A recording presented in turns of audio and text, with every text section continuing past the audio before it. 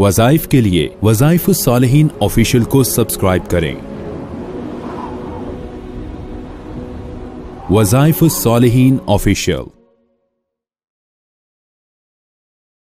بسم اللہ الرحمن الرحیم۔ انسان کسی بھی دفتر یا کسی فیکٹری، کسی کارخانے یا کسی بینک میں یا کسی ہاسپٹل میں کہیں بھی جاب کرتا ہے یا کسی محلہ میں رہتا ہے، اب وہ یہ چاہتا ہے کہ مجھے وہاں پر عزت ملے، میرے مخالفین نہ ہوں اور مجھے پستی نہ عطا ہو، میرے سینئر، میرے جونیئر میرے سے اچھا تعلق رکھیں اور میرے سے محبت کے ساتھ سینئر پیش آئیں اور مجھے نفرت کا شکار نہ کریں۔ اب یہ اللہ رب العزت نے انسان کو قرآن حکیم کے اندر ایک آیت عطا فرمائی ہے جو انسان کو یہ تسلی دیتی ہے کہ ایک چیز تو ذہن نشین کر لیں کہ عزت اور ذلت اللہ کے خزانوں میں ہے۔ اللہ عزت کے نقشوں سے ذلت نکالتا ہے اور ذلت کے نقشوں سے عزت نکالتا ہے۔ جو اللہ سے تعلق جوڑ لیتا ہے اللہ اسے عزت دیتا ہے، جو اللہ سے تعلق توڑ لیتا ہے اللہ اسے ذلیل کر دیتا ہے۔ اب یہ ہم کوئی بھی بندہ جو اپنے خاندان میں، اپنے محلے میں، اپنے آفس میں، بینک میں، فیکٹری میں یا ہاسپٹل میں، کہیں بھی اپنے کاروباری جگہ پہ، نوکری کی جگہ پہ عزت چاہتا ہے تو وہ یہ آیت کریمہ روزانہ اس جگہ بیٹھ کر صبح کے ٹائم کسی وقت بھی یا شام کو پڑھ لیں، لیکن اس جگہ پڑھیں جہاں